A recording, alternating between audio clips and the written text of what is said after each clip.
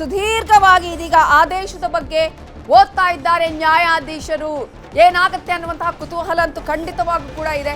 ಕಾರಣ ಈಗಾಗಲೇ ಕ್ಷಮೆಯನ್ನ ಕೇಳಬೇಕಾಗಿತ್ತು. ಅದನ್ನ ನ್ಯಾಯಾಧೀಶರು ಹೇಳಿರೋದು ಅದನ್ನೇ, ಕ್ಷಮೆ ಕೇಳಲಿ ಅಂತ ಹೇಳಿ. ಈ ವಿಚಾರ ಪ್ರತಿಯೊಬ್ಬರಿಗೂ ಕೂಡ ನ್ಯಾಯಾಧೀಶರೇ ಹೇಳ್ತಾ ಇದ್ರು. ಅಲ್ಲಿ ನಾನು ಕೂಡ ತಗ್ ಲೈಫ್ ಸಿನಿಮಾವನ್ನ ನೋಡ್ಬೇಕು ಅಂತ ಬಯಸಿದ್ದೆ, ಆದ್ರೆ ಇದೀಗ ನೋಡ್ಬೇಕು ಅಂತ ಅನ್ನಿಸ್ತಾ ಇಲ್ಲ. ಕಾರಣ ಕಮಲ್ ಹಾಸನ್ ಅವರ ಉದ್ದಟತನ, ಮೊಂಡುವಾದ, ಈ ರೀತಿಯಾಗಿ ನಡೆದುಕೊಳ್ಳುವ ರೀತಿ, ಕರ್ನಾಟಕದ ಭಾಷೆಯ ಇತಿಹಾಸದ ಬಗ್ಗೆ, ಕನ್ನಡದ ಭಾಷೆಯ ಇತಿಹಾಸದ ಬಗ್ಗೆ, ಕನ್ನಡ ಎಲ್ಲಿಂದ ಹುಟ್ಟಿದ್ದು ಅನ್ನುವಂತ ಹೇಳುವ ವಿಚಾರದಲ್ಲಿ ಜನರಿಗೆ, ಕನ್ನಡಿಗರಿಗೆ ಎಷ್ಟು ನೋವಾಗಿರಬಹುದು ಅನ್ನುವಂತಹ ವಿಚಾರವನ್ನ ಯಾವತ್ತೂ ಕೂಡ ಅದನ್ನ ಗಮನಿಸಲೇ ಇಲ್ಲ ಕಮಲ್ ಹಾಸನ್ ಅನ್ನುವಂತ ಹೇಳಿದ್ರು. 1 ವಾರ ಕಾಲ ಮುಂದೂಡಲು ಕಮಲ್ ಪರ ವಕೀಲರು ಕೂಡ ಮನವಿಯನ್ನ ಮಾಡ್ಕೊಳ್ತಾ ಇದ್ದಾರೆ.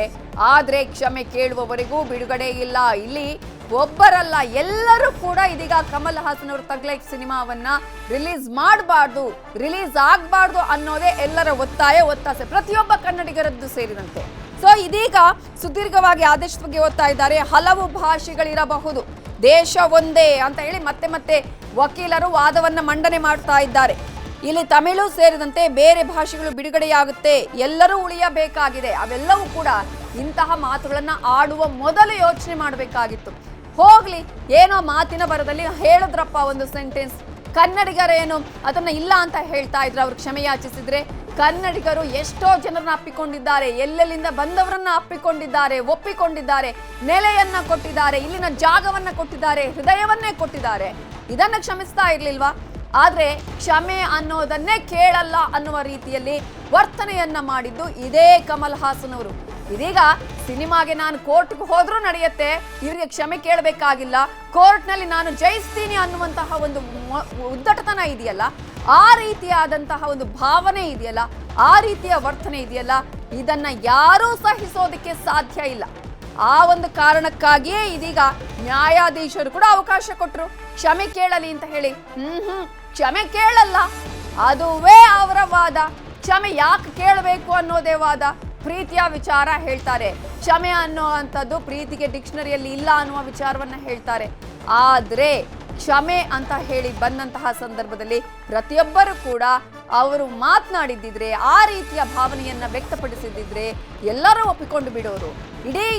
ಇಡೀ ಕರ್ನಾಟಕದಾದ್ಯಂತ ಇಂತಹ ಒಬ್ಬ ಸ್ಟಾರ್ ನಟನ ಇಂತಹ ವರ್ತನೆನ ಅನ್ನುವಂತಹ ಪ್ರಶ್ನೆಯನ್ನ ಕೇಳುವ ರೀತಿಯಾಗಿ ಮಾಡಿಕೊಂಡಿರೋದು ಇದೇ ಕಮಲ್ ಹಾಸನ್ ಅವರು. ಈಗಾಗಲೇ ತಮಿಳು ಸೇರಿದಂತೆ ಬೇರೆ ಭಾಷೆಗಳು ಬಿಡುಗಡೆಯಾಗತ್ತೆ, ಎಲ್ಲರೂ ಉಳಿಯಬೇಕಾಗಿದೆ ಅನ್ನೋದನ್ನ ಕಮಲ್ ಹಾಸನ್ ಪರ ವಕೀಲರು ಹೇಳ್ತಾ ಇದ್ದಾರೆ. ಅದನ್ನ ಅರ್ಥ ಮಾಡ್ಕೊಳ್ಬೇಕಾಗಿತ್ತು ಅವರು ಮೊದಲೇ. ನಾನು ಕರ್ನಾಟಕದಲ್ಲೂ ಸಿನಿಮಾ ರಿಲೀಸ್ ಮಾಡಬೇಕು ಅಂತ ಹೇಳಬೇಕಾಗಿತ್ತು ಅವರು. ಅವರಿಗೆ ಯೋಚನೆ ಬರಬೇಕಾಗಿತ್ತು, ನಾನು ಈ ತರ ಮಾತಾಡಿದ್ರೆ ಕರ್ನಾಟಕದಲ್ಲಿ ನನ್ನ ಸಿನಿಮಾ ರಿಲೀಸ್ ಮಾಡೋದಕ್ಕೆ ಬಿಡ್ತಾರ ಅನ್ನೋ ಪ್ರಶ್ನೆ ಒಂದು ಸಲ ಯೋಚನೆ ಬರಬೇಕಾಗಿತ್ತು ಅವರಿಗೆ. ನಾನು ಏನೇ ಮಾಡಿದ್ರು ಕೂಡ ಕೋರ್ಟ್ ಇದೆ, ಕಾನೂನಿದೆ ಅಂತ ಹೇಳಿ ಆ ರೀತಿಯ ವರ್ತನೆಯನ್ನ ತೋರಿಸಿದ್ರು ಕಮಲ್ ಹಾಸನ್ ಅವರು. ನಾನು ಜಯಿಸ್ತೀನಿ ಅನ್ನುವಂತಹ ಒಂದು ಭಾವ ಇತ್ತು ಅವರಲ್ಲಿ. ಆದ್ರೆ ಯಾರೇ ಆಗಿರ್ಲಿ, ಅದು ಎಲ್ಲೇ ಆಗಿರ್ಲಿ, ಕರ್ನಾಟಕದಲ್ಲಿ ಇದ್ದುಕೊಂಡು ಕರ್ನಾಟಕ ಕನ್ನಡದ ಭಾಷೆಯ ಬಗ್ಗೆ ಮಾತನಾಡಿದ್ರೆ ಅದನ್ನ ಕ್ಷಮಿಸೋದಕ್ಕೆ ಸಾಧ್ಯ ಇದೆಯಾ? ಕ್ಷಮಿಸಬಹುದಾಗಿತ್ತು. ಯಾವಾಗ ಕಮಲ್ ಹಾಸನ್ ಅವರು ನಾನು ಕ್ಷಮೆ ಕೇಳ್ತೀನಿ, ನಿಮ್ಮ ಭಾವನೆಗಳಿಗೆ ನೋವಾಗಿದ್ರೆ, ಧಕ್ಕೆಯಾಗಿದ್ರೆ ಅನ್ನುವಂಥ ಒಂದೇ ಒಂದು ಸೆಂಟೆನ್ಸ್ ಹೇಳಿದ್ರೆ ಇಡೀ ಕರ್ನಾಟಕದ ಜನ ಅವರನ್ನ ಕ್ಷಮಿಸ್ತಾ ಇದ್ರು. ಸೋನು ನಿಗಮ್ ವಿಚಾರದಲ್ಲೂ ಕೂಡ ನೀವು ಗಮನಿಸಿದ್ರಿ, ಆತ ಕೊಟ್ಟಂತಹ ಸ್ಟೇಟ್ಮೆಂಟ್ ಆ ನಂತರ ಅವರು ಒಂದು ವಿಷಾದವನ್ನ ವ್ಯಕ್ತಪಡಿಸಿದ ಬಳಿಕ ಇಡೀ ಕರ್ನಾಟಕದ ಜನ ಅವರನ್ನ ಕ್ಷಮಿಸ್ಲಿಲ್ವಾ? ಅಂತಹದ್ದೇ ರೀತಿಯಾದಂತಹ ಘಟನೆ ಇದು. ನಮ್ಮ ಕನ್ನಡ ಅಂತ ಹೇಳಿದ್ರೆ, ಕರ್ನಾಟಕ ಕನ್ನಡಿಗರು ಅಂತ ಹೇಳಿದ್ರೆ ಯಾರು ಬೇಕಾದ್ರೂ ಏನು ಬೇಕಾದ್ರೂ ಮಾಡ್ಬೋದು ಅನ್ನೋ